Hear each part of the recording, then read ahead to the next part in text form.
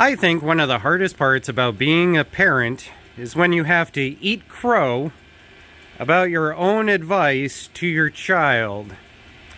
So John, when you hear something start to make bad noises, what does Dad give you for advice? Stop and find out what it is. Before it gets worse? Yeah, Dad didn't take his own advice. Although, in my defense, we did explode an idler. We did manage to have transmission issues. We did manage to go and have an exhaust leak. And we did manage to have other things that went wrong that semi-covered up the sound of killing the entire passenger side brake system. Well, I did point it out to you every single time you were picking me up from school. And when did it make the noise? When you were hitting the brakes? Every time some dummy would decide to pop out in front of the van and I would slam the brakes, we would hear gouging and scratching for miles. Because I'm a throttle driver. I don't like using brakes. I've literally had vehicles that I have owned for 3 to 4 years that I have never done the brakes on because I drive with a throttle. But every time we hit the brakes, we'd have scraping noises. And it would go away about 5 miles later, and then we would get home and I would forget about it. So, a little while ago, I thought maybe it was some bearing issues. So I popped off the cap, I double-checked the bearing, and I saw this. This really honestly does not look that bad. If we look at the caliper, there's no discoloration. Even the paint is still on the caliper. It didn't heat to the point of burning it off on the front. If I had taken 5 more seconds to come around and seen thick and thin, and holy cow, what was I doing? This would be a lot cheaper repair. So, I've either got seized pins, a seized caliper, or I potentially have a line that has collapsed inside. And because I ignored it, like I literally cannot turn this, it is seized solid. Because I ignored it, I made it worse. Because it could have just been a line and a caliper. And that would have been $90. But instead, it's a line, a caliper, a fresh new set of pads, and some Detroit axle rotors for the front. Which, by the way, you can buy the Detroit axle kit for both sides for cheaper than buying them individually and just say the heck with it and do both sides. So that's what we did here. I will list that brake caliper, but it is alphabet soup for its name, but it gets good reviews, so we'll go with that. And John's over here with his dozer that he got from Dollar General. This thing's actually really cute. It has 4 tracks and everything, and a lifting part. That is really cute. I'm not sure I would rate it as $12 worth of really cute, but it's really cute. Here we go. We're going to start with the brake line first, just because it's an easy diagnosis. We're going to pop this off. We're going to see whether this drains, because then that tells us whether this hose is collapsed on the inside. We're going to be replacing the hose anyway.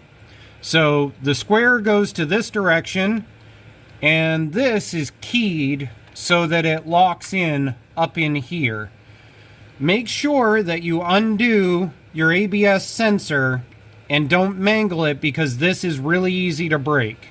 Normally I call out sizes like 15 millimeter for the banjo bolt, but everything on the alphabet soup brake caliper is a different size. This is a 15, however.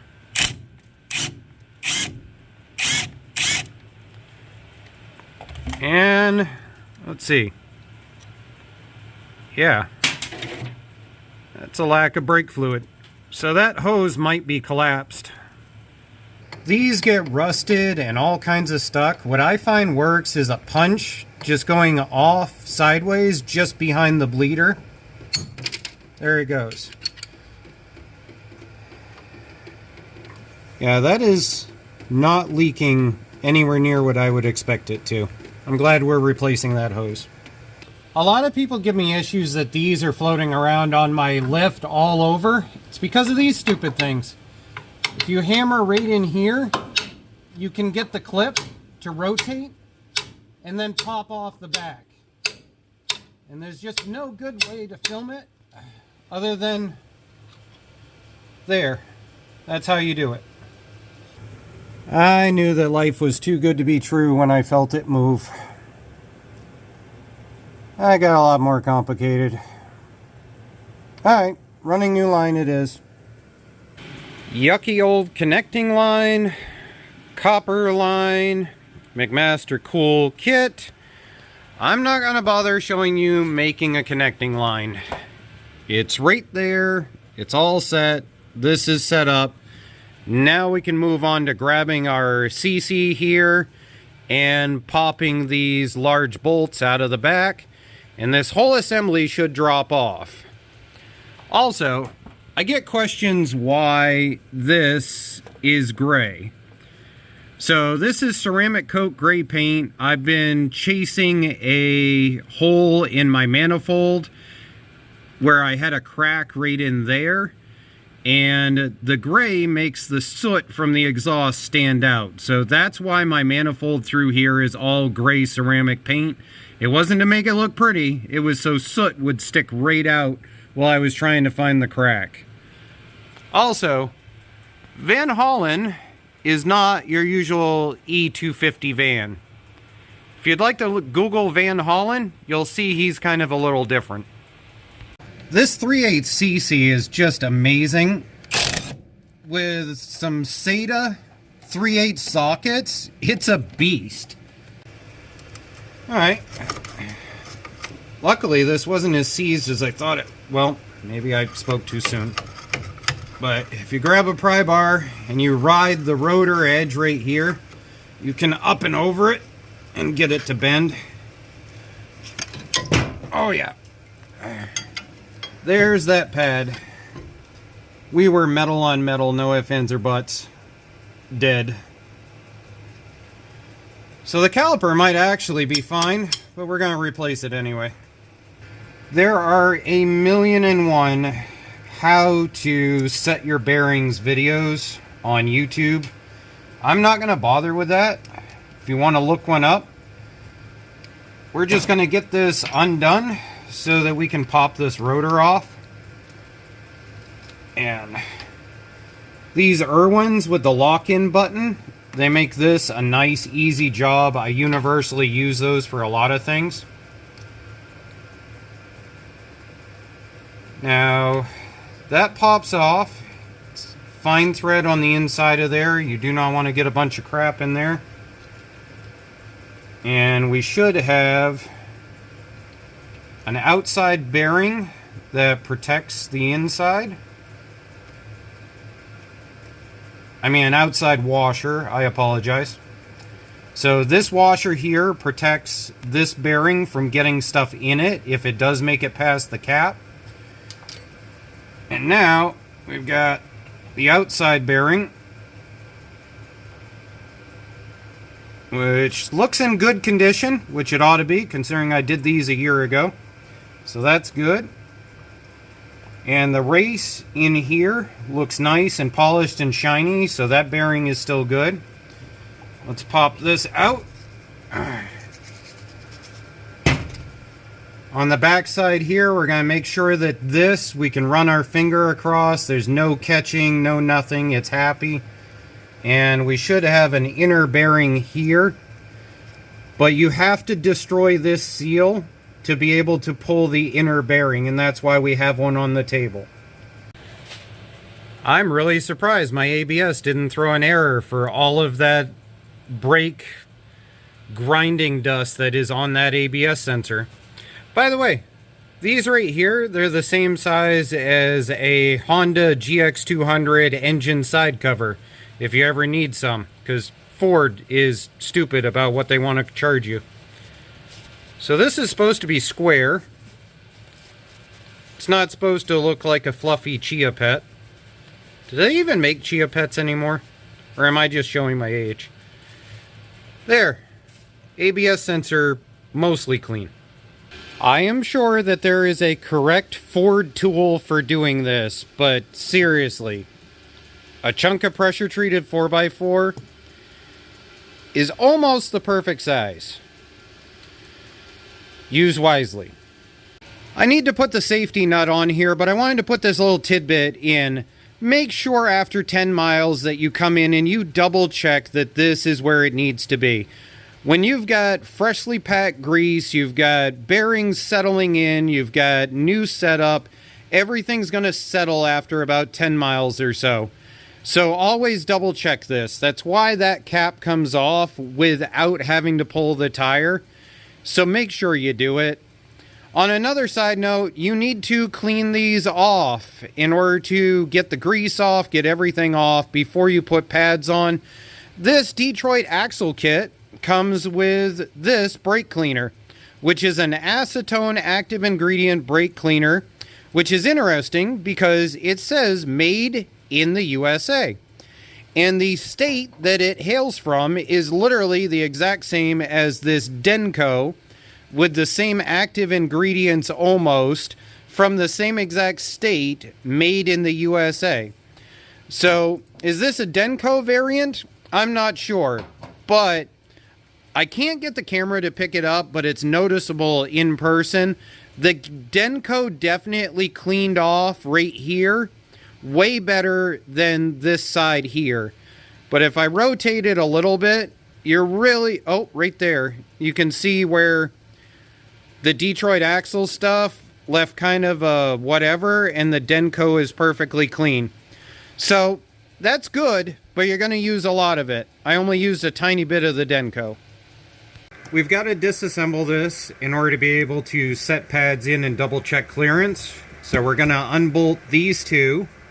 This is going to come off.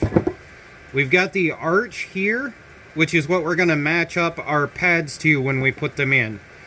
So you've got to set it into the center, hold your edge there, and then pull it across to set your pad. And again, matching the arch there with the pad going in, into the center, push it in from the edge, hold a thumb or a finger there, and then bring it out to the edge.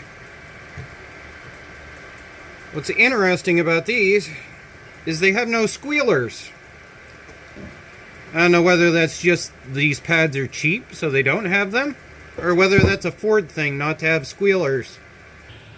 Got our packet of slide gel here. We've got slathered on all four corners. We're just going to grab these pads that we pre-installed and squeeze them. Good. Now we can grab our caliper. We've got our bleeder screw in the up position, and that is going to set in and then pivot right up into place. There's no real good way to show installing this thing, but basically what I do is I reach up in from the underside with my right hand and I use my thumb to squish the slider in, and then get the bottom in and then pivot the top in, because then you can get this squished in with your thumb from this direction to get it into where it needs to go. And as you can see, the sliders are entirely pushed all the way out. That just makes it a lot easier to deal with. But make sure when you put them in, this gasket is all the way up over the top of this. The gasket should be flush with the end cap if it has this type. This has to be in an S, which is really awkward to get set up when you put this in because it doesn't want to twist the way you want it to. You've got to actually bring it around so it's like this. You've also got to remember to have a copper washer on both sides of your banjo. A lot of people, for some reason, will forget the one on the inside. I don't know why they do that, but if you do, you're going to know it pretty quickly once you get it under some pressure.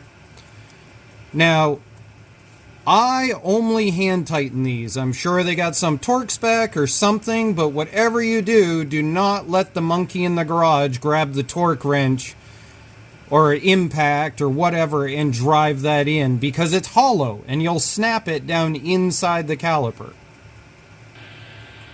There we go, finishing off the last couple of things. We've got that set on to there so that we don't forget it, because I know somebody's going to say, oh, did you attach your ABS sensor cable so that you don't squish it and blah, blah, blah, blah, blah.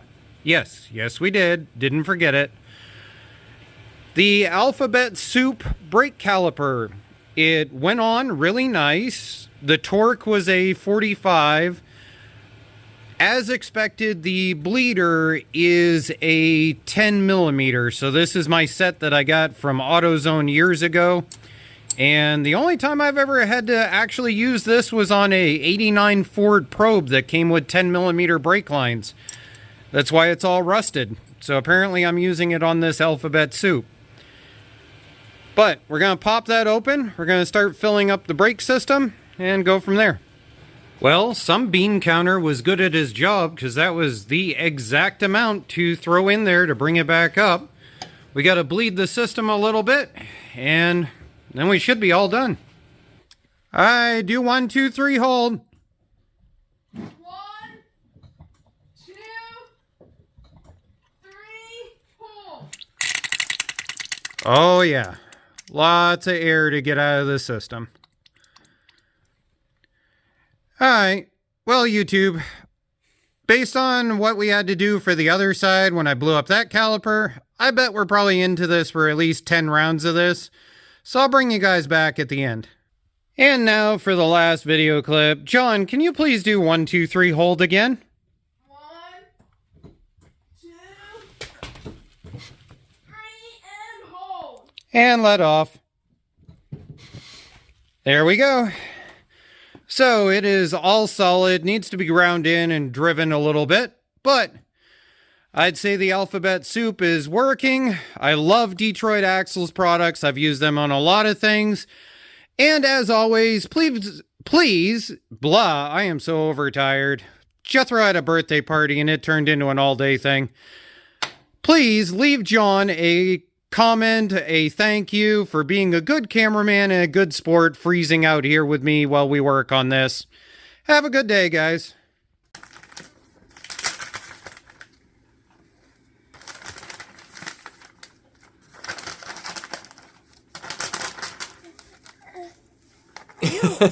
You.